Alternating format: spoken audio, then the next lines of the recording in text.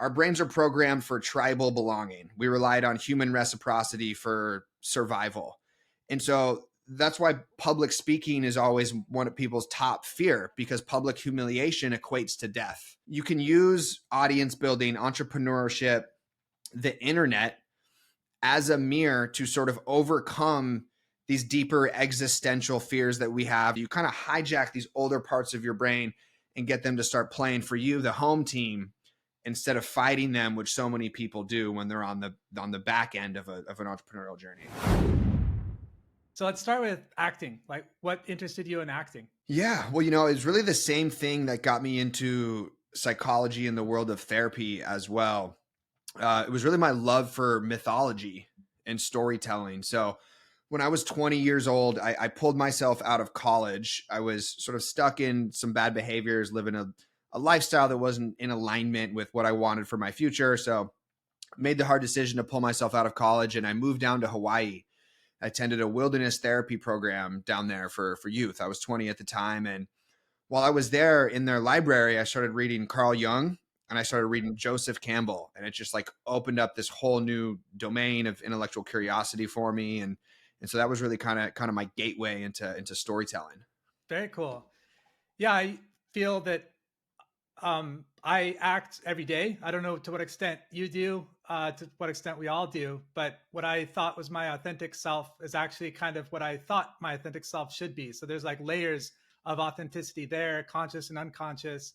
And so I'm kind of looking at like, who am I and what do I want? Does any of that kind of resonate with your introduction into acting? It does for sure. And it reminds me of a Marlon Brando quote. I'm going to totally butcher it. In fact, I'm not even going to try it, but he's basically saying the same thing, that we are all actors, right? That life is a stage. We're all actors. And it also brings to mind a Jungian sort of idea, one of his core cornerstones of his philosophy, this idea of persona, which persona, I believe, is the Greek word for mask, which is basically the presentation that we have in the various, aspects of our lives. We have our persona, how we seek to be perceived, it's sort of a way to kind of control people's perception of us. And it's also really connected to the Jungian concept of the shadow as well, which is really popular in therapy spaces as well. So I could talk about that a little bit more, but I wholeheartedly agree with that. I see a paradox with us being both individuals and a group organism. And what you said really resonated with me, that being able to control how we're perceived. But I found what's ironic in my case is that I was unaware of how others were perceiving me. It's almost like you look different in the mirror versus a photograph. And so you think you're being perceived in one way where you might be being perceived in a different way. So it's kind of, that introspection maybe helps with finding your authenticity and being able to more accurately take in the data from nature as well, because you might be tuning out some cues that might be helpful to you. What do you think about that? Yeah, that's beautiful. I totally agree. And it reminds me of a bias that exists in the brain as well, the negativity bias, which is an evolutionary trait, designed for survival. Basically, our brains are designed to filter and perceive the negative way more than the positive. And so this also accounts for past memories and experiences, things that caused us pain, in an attempt to not find ourselves in that same situation to avoid pain. And then how we perceive the future as well, because the brain in so many ways is just a problem solving machine. And so we identify problems that then we can solve so that we can grow and evolve through them. So absolutely, that's a key piece that I find comes up with a lot of the folks that I work with, is this negativity bias. And I think it also breeds into some cultural perfectionism as well, that can make it really difficult for folks to find self-acceptance and accurately view themselves, without a doubt. You spoke about Jung, and one thing about the shadow, one thing I found surprising for myself was things that annoyed me in other people had a lot to do with me. Have you come across that? For sure. Yeah. So I think it's this idea that our relationships, they hold mirrors for various aspects of us, right? And then there's this idea in psychology as well with projection. And so projection is basically the recognition.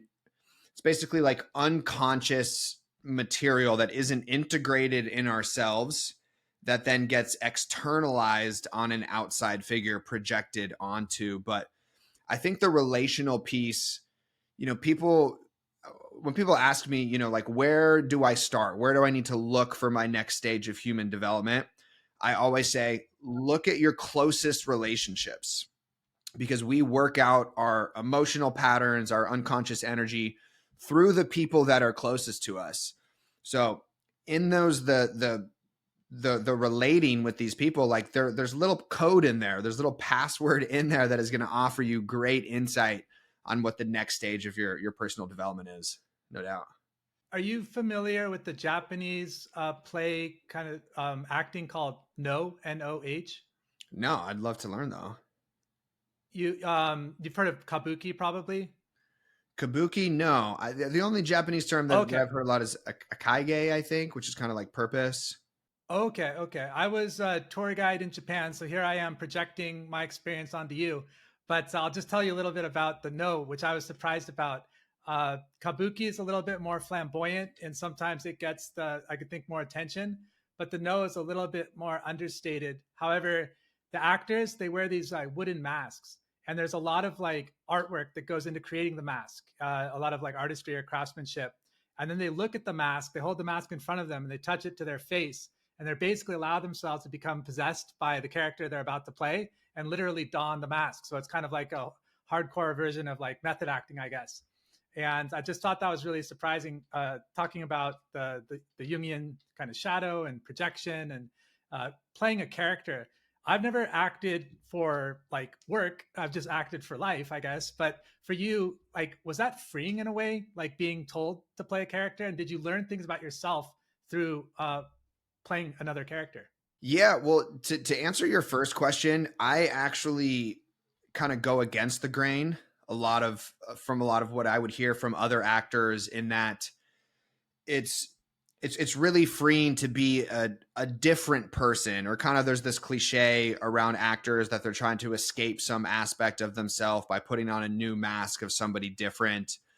um, I sort of lean a little bit the other way, that actually the more of myself that I can bring to the character. I mean, I know it's definitely curated in physicality and in voice and a bunch of different aspects, but I try and be as much of my version of me, really, or my version of myself in that character, to really bring sort of that rawness into it. I never felt like I, I when I do my best acting work, it's always when my true self is coming through in the window dressing of this character. I never really feel like I'm somebody else. When I look at some moments that I've had on stage and moments on camera that have been like truly transcendent for me, like almost like 4D transcendence, it's always when there's been some kernel of truth in who I am and in my soul that finds an outlet that I wasn't sort of previously connected to. I don't know if that fully answers your question, but that's kind of the best I got in this moment. It does a lot, actually. Thank you. It reminds me of what I've heard about comedy and lying, essentially, both, in that they're both more successful if they have a kernel of truth to them. So a good joke needs some truth, and a good lie needs some truth as well.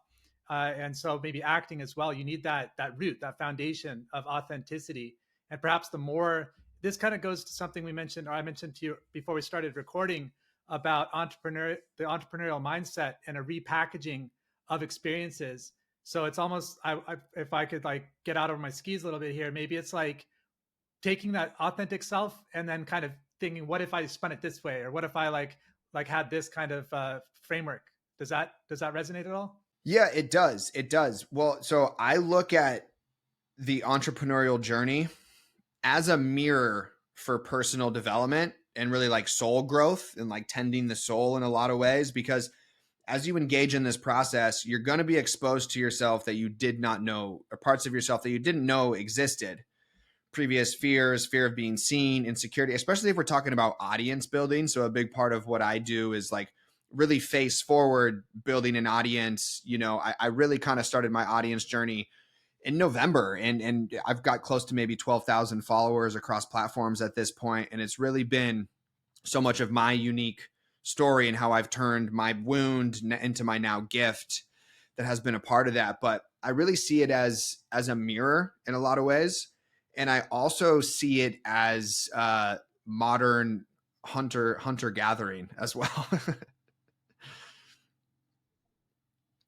I think that, so if we look at the brain's development, it really, there's nuance here, but at base understanding, there's 3 stages to it. So we have our lizard brain, which is where sort of like the limbic system sits, which is responsible for aggression, survival. From that, we have the mammalian brain, responsible for social belonging, memory, and then the prefrontal cortex, which is what our sense of identity, our rational thinking, etc. So these older parts of the brain, because they came first and are maybe more connected to our unconscious or more sort of archetypal patterns. Again, if we talk about Jung, the archetypes are really there as a result of evolution, etc. They have a much bigger factor in our decision making than we really realize. And so when you go from being a consumer to online content, your dopamine has obviously been hijacked by the algorithm and these big corporations that are vying for your attention. To suddenly becoming an entrepreneur, you're now a hunter and a trap setter. And I don't mean that in a completely negative way and that you're trying to pull the wool over people's eyes or whatever, but you leverage these older parts of our brain. For example, like our brains are programmed for tribal belonging. We relied on human reciprocity for survival. And so that's why public speaking is always one of people's top fear, because public humiliation equates to death. So you can use audience building, entrepreneurship, the internet as a mirror to sort of overcome these deeper existential fears that we have, or these deeper survival evolutionary instincts that we have for accumulation of resources, etc. You kind of allow those parts of your brain to start playing for you, and no longer, for myself, am I consuming content from the point of a consumer. I'm consuming it from an entrepreneur, from a creator. What lands, what hits, why did this make me click? Why am I now on this person's website? What emotion was stirred into me? What were the levers that were pulled within me? What trap did they set? And then flipping the script and realizing that you can kind of take that same formula for your own entrepreneurial journey. And next thing you know, right, you're being more intimate and vulnerable, face forward, and building your audience, sharing your story. You're overcoming these insecurities, fear of public humiliation, XYZ. You're acquiring your own resources through the tools that we have available to us, the internet, etc. So, and you're also leveraging your own dopamine as well, because not only is dopamine the motivation chemical neurotransmitter, but it is also the anticipatory neurotransmitter as well. So you begin to anticipate rewards in a different way through growth in the entrepreneurial sense. So you kind of hijack these older parts of your brain and get them to start playing for you, the home team, instead of fighting them, which so many people do when they're on the back end of an entrepreneurial journey. Yeah, no, a lot to digest there. Thanks. I was just thinking, in my sense, I have been nervous, I guess, to put it lightly, about public speaking or standing on stage, especially, and have some social anxiety in large crowds. Like, a little bit goes a long way. And I started to recognize, at least in my understanding, that perhaps a lot of that had to do with me not trusting myself and putting a lot of power in other people's rating of me. Whereas if you can find a healthy balance between your own rating of yourself, like you said, using your dopamine for yourself instead of letting it be used to play you like an instrument, maybe, then maybe you don't need as much rest and recuperation from standing on stage in an audience, in front of an audience of 1,000, or being at a large party or something like that. What are your thoughts on that? Yeah, it brings something to mind for me, how I was able to offer myself a reframe that counteracted social anxiety, some of that nervousness, and even more specifically, people pleasing. Because I feel like this people pleasing, I mean, it's at the root of so many issues that I find clients are struggling with when I'm working with them. And ultimately, I realized that my mechanism of people pleasing was inherently selfish, because what it was an attempt to control people's perception of me, right? And so innately within that, it felt very, it's a very selfish thing in a lot of ways, in this aspect of this self-centered self-sabotage. And so one thing that I really encourage folks to do in social situations when they're struggling with social anxiety, it doesn't apply too much as much to public speaking, but more in social situations. A mentor told me that, if I'm at a party or if I'm at an event and I find myself feeling uncomfortable and feel that sort of like people pleasing or the inauthenticity come up, I immediately look for ways to get out of myself. And the best way to do that is to be of service. So going up to the host at the party and being like, hey, can I help you set the table? Can I do these dishes for you? Maybe finding somebody else that feels maybe you perceive they look a little bit uncomfortable and walking up to them and being like, man, I feel so awkward. I'm kind of like crawling out of my skin here, like giving the permission, being of service, just creating opportunity to get out of my own self-centered thinking. And next thing I know, I'm not thinking about myself, and the freedom in my body, freedom in my affect, the freedom in my ability to communicate is suddenly turned on because I'm not thinking about myself.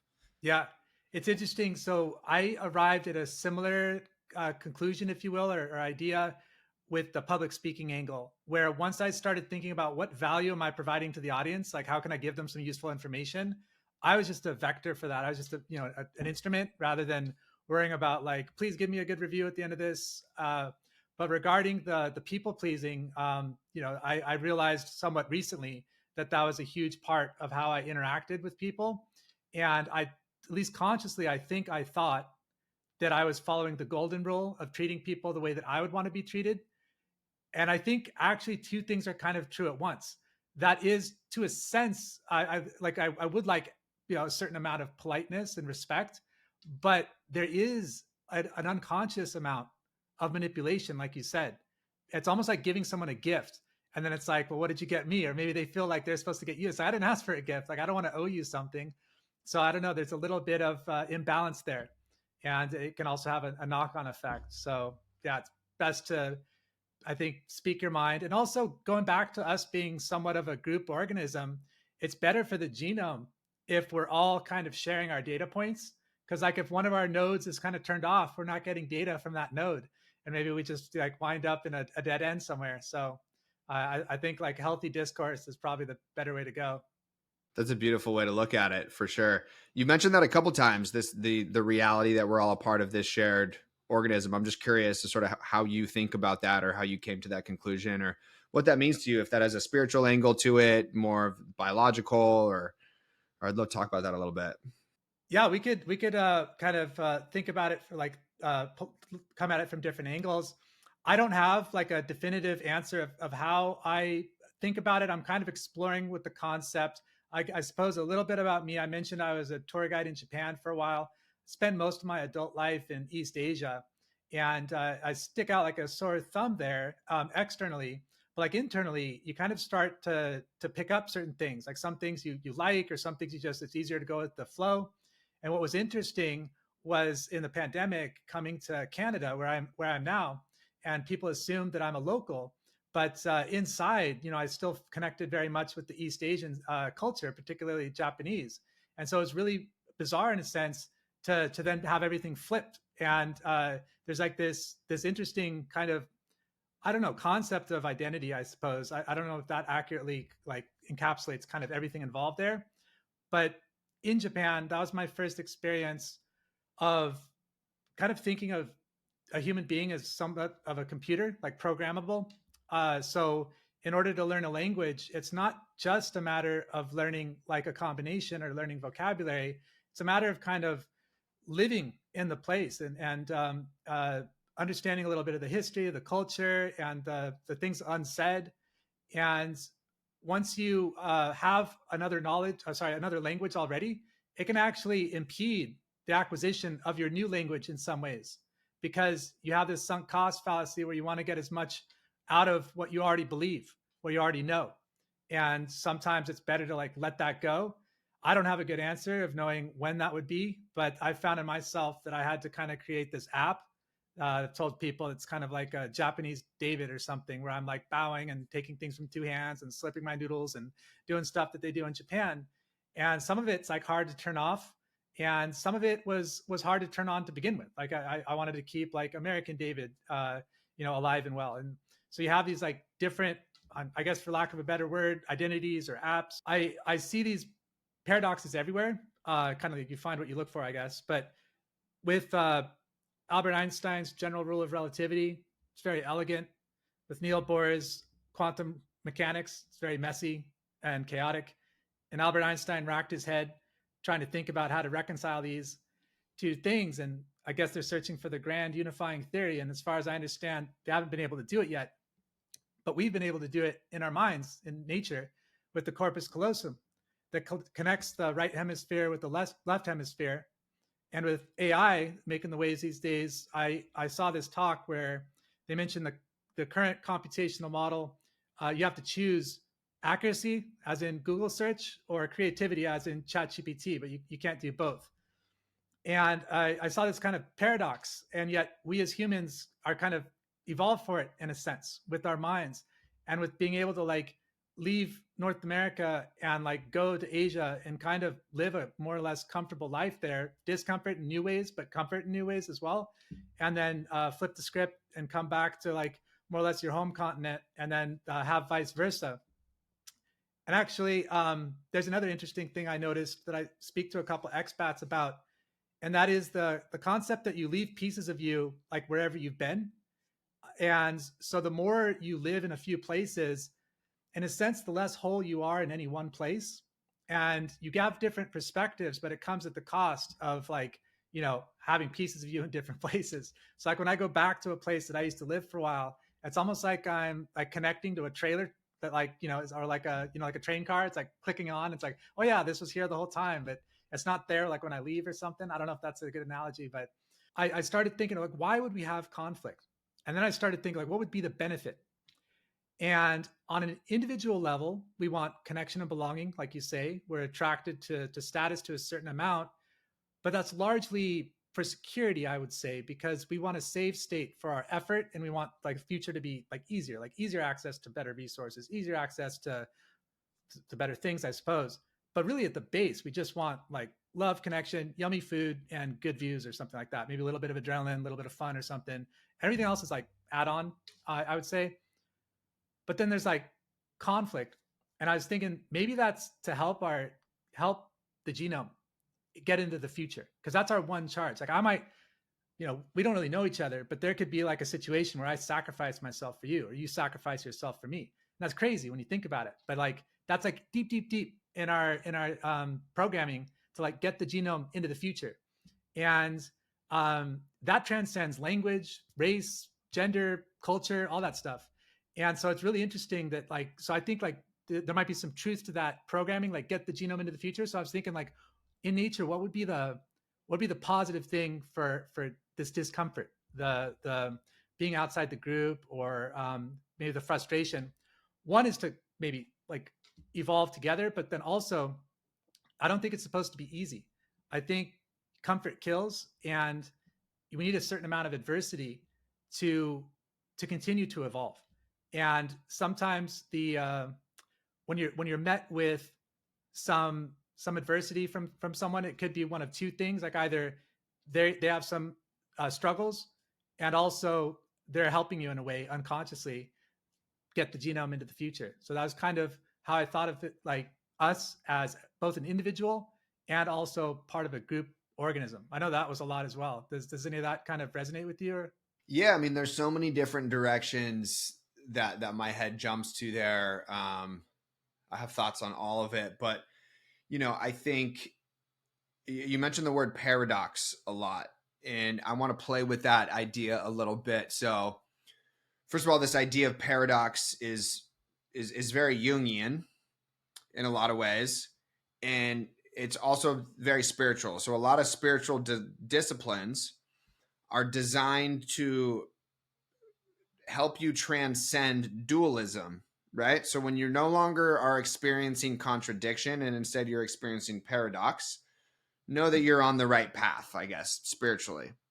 But one of the first things, this recognition, and there's a metaphysical component to it as well, which we don't have to talk about, but the idea of collective humanity as one organism, or this idea of even just oneness, even with the material world, etc. So inherently, so everyone experiences these two things.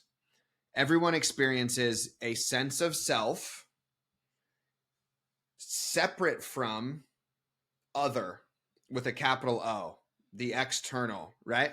Everyone has these two primary emotions, this sense of, this is me experiencing this one thing. Here am I am individual, yet simultaneously we have this longing slash sense of differentiation from everything that is not I. And those two experiences are relative, right? You could not have the one, you could not have the sense of I without having the differentiation, the longing to be connected, the feeling separate from. So these things actually aren't in conflict with one another. They're the greater part of a whole, of a paradox. And I look back at, you also mentioned conflict, and I'm a therapist, so my head naturally goes to trauma in a lot of ways. Trauma in nature, trauma that we experience, trauma as paradox, trauma as precursors to growth, transformation, etc. We also come from trauma. I mean, both literally in birth trauma, and the universe was created through friction and rupture, which is trauma, the Big Bang, right?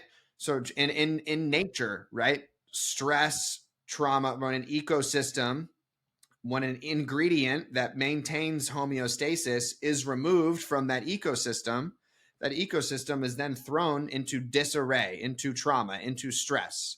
And what it does is that it uses that lack of equilibrium to then grow and find a new homeostasis. It's going to look different, but all of these things are super, super interconnected. And even again, life on the surface looks like it's made up in dualism, right? Left hemisphere, right hemisphere, man, woman. I know there's a spectrum there, right? I mean, good, evil, night, day, yin, yang, etc. It's all masculine, feminine. It's all of this cosmic dance of dualism. And when in reality, so much of growth in the spiritual process is being able to transcend that. And it's difficult to do that because of the birthing process and because of the toxic shame that is a result of the birthing process, which I can talk about a little bit if you're interested. Yeah, absolutely, absolutely. So the fetal experience is complete unity, complete harmony. The unconscious fetus experiences complete harmony with life, with their mother, with life, with oneness. And then obviously there's a birthing process, which is extremely traumatic for both mother and child. And now what is registered is this separation. So then there's this, it's called self-object theory, idea in psychology, that basically everything in our minds and in the unconscious can be sort of trickled down and reduced to this idea of self and other with a capital O. So we are no longer having this complete union with life, with Mother Nature, with mom. And now there's this identification of self and other. And so the other is first embodied in space and time, because we could talk about this with physics as well, as our mother. And so then the mother, right? That's yin, that's mother, that's the feminine, that's Mother Nature. There's this whole symbol, this energetic, because I do believe that life is a whole of these two aspects of masculine, feminine, this dualism, but it's this whole picture. So, anyways, the other then further divides with the introduction of the father, right? Then masculine energy, or perhaps our literal embodied father. Now, the fetus, the child, is egocentric at the time, meaning that they believe they are the center of the universe, yet we are dependent on the other for survival, on our parents for survival. So, because of that egocentricity, and because our parents are fallible humans, they're busy and children are needy, none of those needs are completely fully met, right? It's not a complete, total harmonic experience. And so that is where toxic shame sort of comes in, this idea that we are fallible, that we are imperfect. Again, if you want to like even take it in a religious sense, right? This is the idea of original sin. If the fetal experience is the Garden of Eden, complete paradise, oneness, harmony, boom, now we're literally naked and solitary out of our mother's womb, right? Naked in the Garden of Eden, and we have this original sin, this sense of shame. And so now life is a cosmic dance, in my opinion, of these two different energies, masculine, feminine, logos, eros, right? The Greeks had words for this: left hemisphere, masculine, right hemisphere. It feels like that they're in constant battle with one another. Because of our toxic shame, we identify that we are responsible for that battle. And healing is transcending that, healing that shame, and recognizing that it's actually not a battle, it's a dance. It's a dance between the two that play this sort of melody of life. And this is what mythology is in many ways, is it tells the story of this cosmic melody, of this cosmic dance. And so clarity comes and the paradox becomes full when you realize, how could these two energies be in conflict with one another when they come from the same source? Unconsciously, they both come from other with a capital O. So it's begotten, not made, right? They come from the same source. How could they be in conflict with one another? So that's where the transcending of the opposites comes. That's where then the paradox becomes clear. And again, this is a Jungian idea. He would identify the third. So if life feels like a contradiction, you have option one, option two. Within the balance of the two reveals the third option. And it's that third option that is the paradox, and that is the one that is indicative of our wholeness. So synthesizing the logos and the eros, synthesizing the masculine and feminine, synthesizing the trauma and the salve, or how would you talk about that? Exactly. Yeah. Yes, 100%. Synthesizing logos and eros. Logos being more so our mind in many ways, our rational, our logic. Again, for the depth psychologists, the body is way more feminine. So eros, synthesizing mind and body through spirit. And then trauma and healing as well, right? Identifying that trauma is the catalyst for healing, is the catalyst for change and transformation. It is a part of nature. It is a data point. Obviously, there are folks that have experienced very serious trauma. I don't mean to take this conversation lightly at all or be reductive in any sense, but they go together to paint this full picture. And as I said, we are literally born from trauma, and the universe was born from trauma, right? And so in many ways, again, the paradox, we are not responsible for these traumas, but we are responsible for healing them to the best of our ability. And so much of these different aspects of life, these different pieces, they do land on paradox. And when you land on paradox, you land at the understanding that, you know what, it may be way better to live the question than to know the answer. That's how you hold paradox, is by living paradox. It's an experiential thing. It's ineffable. We just did our best to explain it, but the reality of experiencing it is ineffable.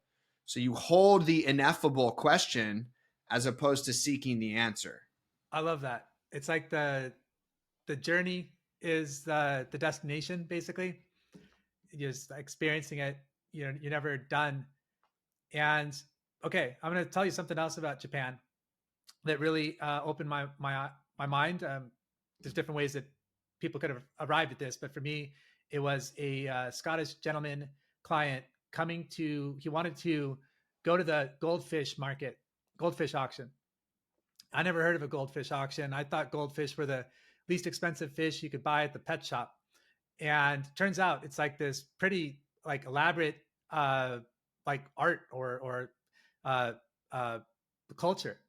And it's about an hour train ride outside of Nagoya, which is like middle of Japan. And there's like a bunch of like greenhouses, if you will, in the middle of a field. And they have like different fish in different pools. And they all look very different, but they're all essentially goldfish. And you take like two goldfish and you mate them, and there's like a probability of outcomes, and they basically run the experiment like many times and wind up with like some really intricate breeds of goldfish that transcend a human lifespan. So basically you need cooperation across generations. You need your daughters and your sons to follow the family tradition. Like, here's, I started this is 75 years of my data, please continue it for the next 75 years and tell your grandkids, etc. And you wind up with some really unique blends of gold types of goldfish. And this Scottish gentleman was super excited, and he's like, "Can you tell me how you did this?" And they're like, "No," like for a couple reasons. One, it's kind of like secret, but two, like you wouldn't be able to do it in your lifetime. And that's kind of an interesting cultural difference, I think, as we became more atomized and our societies became a little bit disintegrated, where we left our hometowns and we lived in apartment buildings, or separated from a multi-generational household. Some of the ways that we would do that have changed for better or worse. And I just thought that was a really interesting, unexpected throwback to an older way of doing things. And when you mentioned about the life force and who we are, that kind of goes back to what I meant about the group organism. So I thought about it in the present tense. However, if you look at it in a temporal sense, none of my thoughts are my own. I borrowed them from books I've read. I'm listening to you. You're sparking some unconscious seedlings in my mind where I'm like, but that's not really my thought. And it's interesting how much of our identity seems to be placed in what we say and what we think, when really we're just playing. We're like an instrument and like a symphony, just playing our part into the cosmos. That got a little meta, but what do you think about that?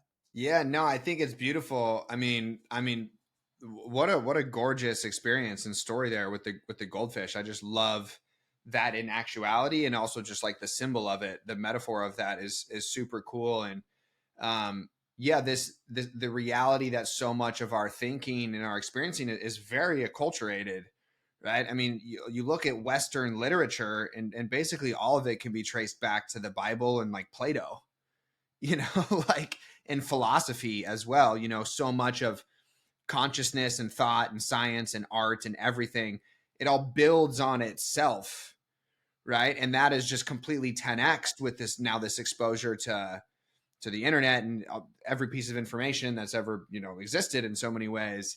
um yeah, it's really compelling to think about, and it makes me think about, I might not want to go too much in this direction, but a part of my master's degree was dream analysis, which I know is kind of not really touted as a super evidence-based practice in modern therapy. But I've had some extremely archetypal dreams, that some symbols or some aspects of the storytelling within it or whatever, that like very clearly did not come from me, right? Like no part of that was ever anything I'd ever thought of or experienced or whatever. And so it brings to mind the power of the unconscious in so many ways. And I know Jung was big on this, and he reportedly, and it's in his autobiography and he wrote about it, he had a dream about World War One 2 years, about 18 months before it happened.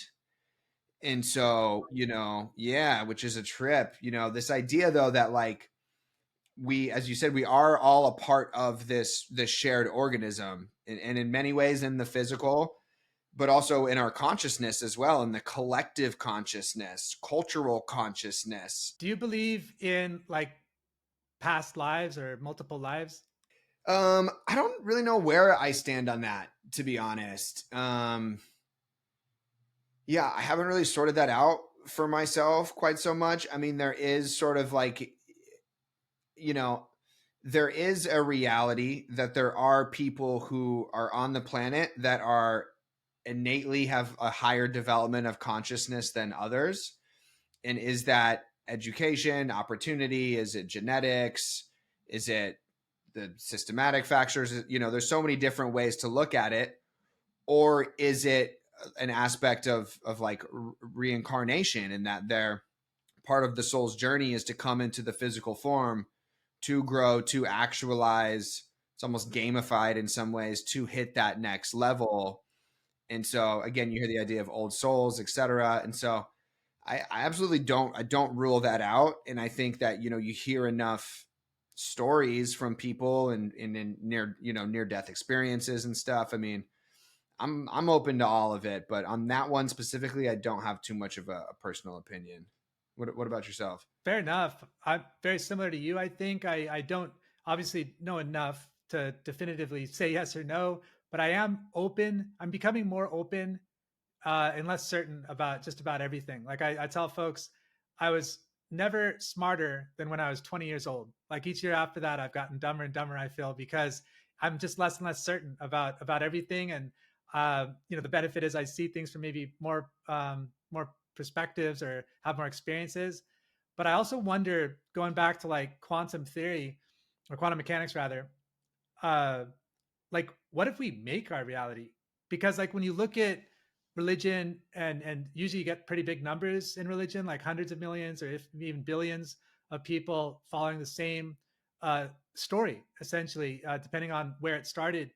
And maybe it's building off of other stories. And in a sense, maybe it becomes real. And maybe there is a connection or something that people outside of that particular view don't see or don't understand.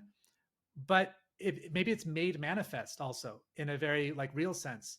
And I wonder if that's kind of our opportunity to basically make and create our lives. And so it's you think of like positive framing or kind of like taking an event and changing it, changing your perception of it in a way. And so how does that like resonate with you? Yeah, I do agree with that to an extent. I mean, again, there's a bunch of different frameworks to sort of look at it, but you know, it brings to mind this, and it may not fully answer your question, but it brings to mind this sort of thought experiment that you hear in philosophy classes, philosophy schools, like whatever, and basically it exposes the reality of ontology, right, as in the study of phenomena. So, for example, if you and I were in a room with three other people and there was a big elephant in the middle and we were all blindfolded and we were directed to go walk Yeah, up and feel and describe the elephant, right? I may be I love that touching, one. yeah, its trunk, etc. Somebody else has its hind leg, whatever. Is there an ultimate Right. reality that there is an elephant in the room, or is the reality found in the ontology, in the study of the Yep. phenomena of of experience, right? And I think that there's a Yeah. paradox at play as well. And obviously, I mean, Yeah. this brings to mind, I think, like Plato's cave Right. fallacy, whatever. There's that thing too as well. But you know, I think in so many ways, I am somebody who is interested in the study of phenomena. And so when I think Hmm. of religion, when I think of all these different aspects, I mean, I would consider myself more of like an esoteric Christian, but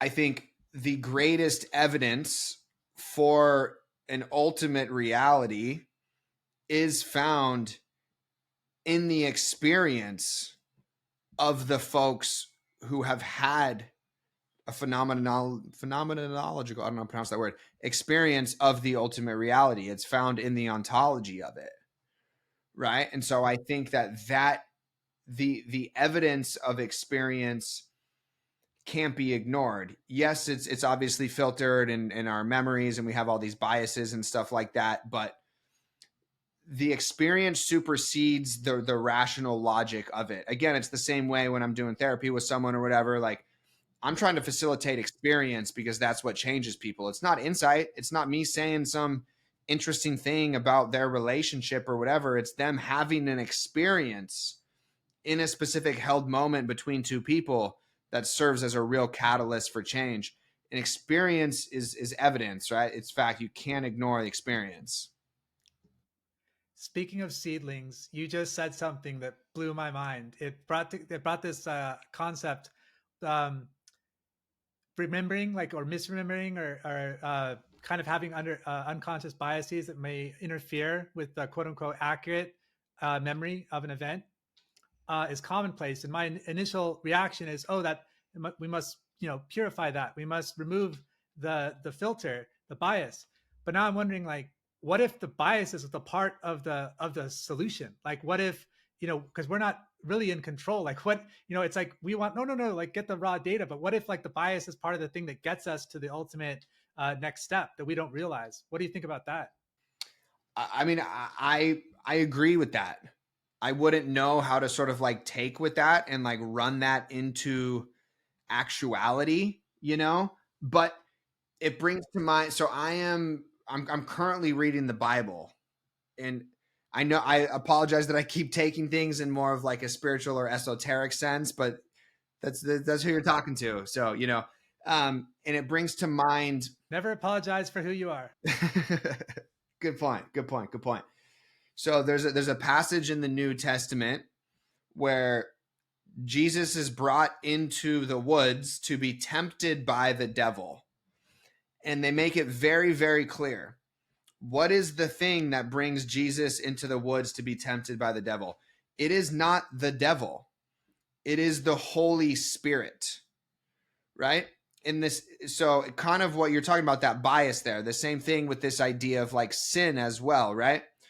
So, and regardless of whether we're looking at this symbolically, literally, metaphorically, whatever, if God made Adam as a man who was perfect, who could not be tempted by sin, then the catalyst for the story wouldn't take place, right? But he made the composition of Adam as a man that is inclusive of the temptation, of the sin, of the distractory quality, right? And there's a phrase in it for it in Hebrew. I can't remember it right now, but it's basically, and it brings to mind the trickster archetype in many ways, which I could talk about as well. But um, this sort of like sneaky grin, little wink of life that really is the paradox. The paradox is the wink, the little cheekiness, that is divine as well, that is ordained, that is the intelligence in action. We just set and fall into our own traps. But that's a part of the joke. That's a part of it. Because it wouldn't be real if you're not tested. But you mentioned a little while ago about shame and trauma and that being necessary. And maybe I'm misremembering here, but the way I took it was that was very necessary to get us to where we need to go. And I've felt that in my life more recently. It's like a superpower. Like it supercharges it's like gasoline on a fire or something. You could never like run as fast or work out as hard or try as hard or help as hard or do anything to the degree. It's almost like listening to music when you're working out. It's just like it's an extra 10% boost, and you just can't mimic that in like a neutral state and just like, oh, I don't want to make any mistakes, but I want to succeed and just be perfect. It's like, sorry, it doesn't, like perfection, like going back to what you said, it's in the whole thing happening. And we don't get to see it. Maybe we get to experience these moments, like for example, I know this is silly, but when you see like a beautiful sunset after like a good back-to-back few days of like rainy weather or something, it's like it's beautiful to look at. And whereas if you have them like every day, it loses its magic. When you take that out for an ice cream or a sushi or an embrace or whatever, you need the kind of opposite in order to like truly appreciate it, or the lack in order to appreciate the gain. So anyway, I just kind of rambled a little bit there, but I like the whole, like what you said, the full package and the wink there. I've seen that as well. And I started to, when you mentioned good and evil, again, I don't know, obviously, but I used to look at things like that. Like if only we got rid of this thing, or this type of behavior. And like I mentioned with the shadow, like, oh, this person really annoys me. and then like a year or two later realizing like, whoa, that person is essentially me, or like elements of what annoys me is like elements of myself. um, and I start to wonder if it's not all like necessary. Like if you just took that out, it's almost like, I don't know what a good analogy is actually, but it's like you need all of it. Like none of us, and it is a little bit arrogant to suggest that like, you know, I've only been here for a little bit, but you know, you guys stop what you're doing. Like you're doing it all wrong. Like I know what's best with all of my knowledge. So yeah, I think I mean definitely voice, like we talked, like don't get into the people pleasing or the suppression, but just throw it out there. Like empty your pockets on the table. Let's see what we're working with, and just, you know, run the experiments. And maybe we get to multiple lifetimes, maybe we get to multiple planets, maybe we find out that there's multiple dimensions. I mean there are, but I mean like more than we know, and etc. And so I'm fascinated. I'm like I don't think 100 years is long enough, so I like to believe that there's multiple lifetimes. But even if there isn't, in the sense that like we are present in them, I think we are present in ways that we don't quite understand as well. Like I mentioned, with thoughts and with little bits of our genome and with little things that we do that kind of go unsaid. There's this the ending of the TV series The Expanse. Are you familiar with that show? It's a sci-fi.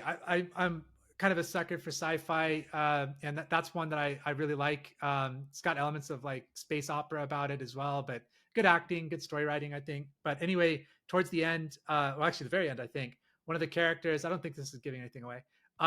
She says, "You never know, like what one word to someone will do, and it could just have this chain reaction where it completely changes the course not only of their life but of everyone that they touch." And I'm getting goosebumps now just thinking about the profound impact that each one of us can have. And you kind of gain that, again, going back to the paradox of individuality and collective existence, you gain that by letting go. And you basically just give it up and become a vessel or a vector for whatever thoughts and energy you benefit from or coming into you. They flow through you, and you actually wind up becoming, I think, more impactful and more powerful, rather than trying to control what you don't understand. Absolutely. Absolutely. I love that. Just the identification of your own limited thinking. You know, everything that's beyond the limitations of your own thinking is a power greater than you. And how can we rely on that more and more? Not only is it more conducive to happiness, but I think the planet would be better off if people lived that way. And also this idea is held in so many great stories and myths as well. And I mean, you know, the hero's journey, and it's just really, it's just super parallel. With your, well, like what you're doing right now, you mentioned that you're an entrepreneur. Is that with your therapy practice or with something else that you're working on? So it's marketed as coaching. Um, so I do work as a therapist as well, but then I'm there are certain parameters I'm adhering to state boards. There's parameters around self-disclosure, you know, ethics, power dynamics, which all that stuff is super important, which I think really sets me apart as a coach as well, because I have all that of it, all that experience. But I have so many other interests. You know, I'm an athlete. I know a lot about the body.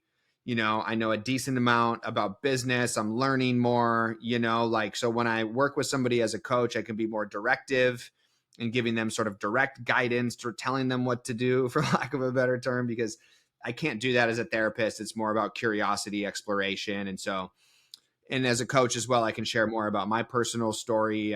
We can talk about fitness, we can talk about nutrition, we can get into more stuff. I'm not constricted to the scope of competence in just being a therapist.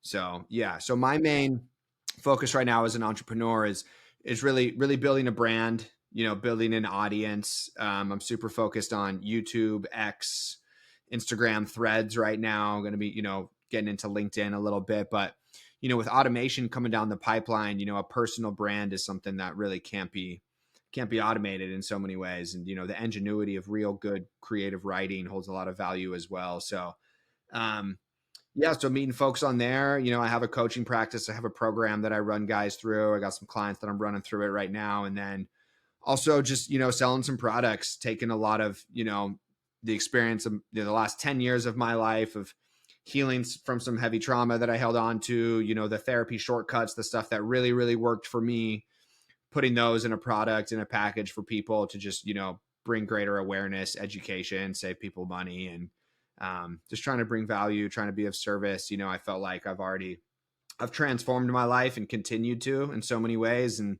it's really time for me to continue to help other people do the same. Last question for me: who's one of your favorite actors and why? Tom Hardy. He walks a line in his work that I walk, that I try to walk, and that he really has this like masculine vulnerability. Like there's not, which I think speaks to the male psyche in many ways. Like there's not a sensitivity to his work in a way that maybe feels um I don't know, self-indulgent, I guess. And he's very there's like there's a rugged sort of masculine component to the way that he shares himself that really holds this paradox, that walks this line of like real humanistic window into him and his soul and his spirit, but really also holds some of that like masculine fire as well. So I would say Tom Hardy's probably top of the list. Do you have a favorite role of his? Trying to think if I have a favorite role of his. There's a movie that stands out to me. It's called The Drop. Is that like his work in that really embodies that? And then Warrior as well. There's a scene that takes place with him and Nick Nolte, who plays his father, that holds that too. And like the way Tom just holds, and then the scene in the casino as well. The way he holds his brokenness in that is just, it's sublime. Yeah, that movie is criminally underrated. But for those I think that see it, it's a very powerful movie. Yeah, I like that as well. Well, Brian, is there anything that you want to like last words you want to leave us with, or anything you want to highlight? No, man. I mean, what a treat. What a joy. I learned a lot from you. Was just so pleased that we got to connect and have this conversation. It was, held some depth and weight. I learned a lot. And I hope, for the folks that are listening, I hope that they were able to gain something from our shared space as well. Yeah, well, thank you for everything you brought to the conversation, and I look forward to seeing that book when it comes out. Absolutely. Absolutely. Thank you, man.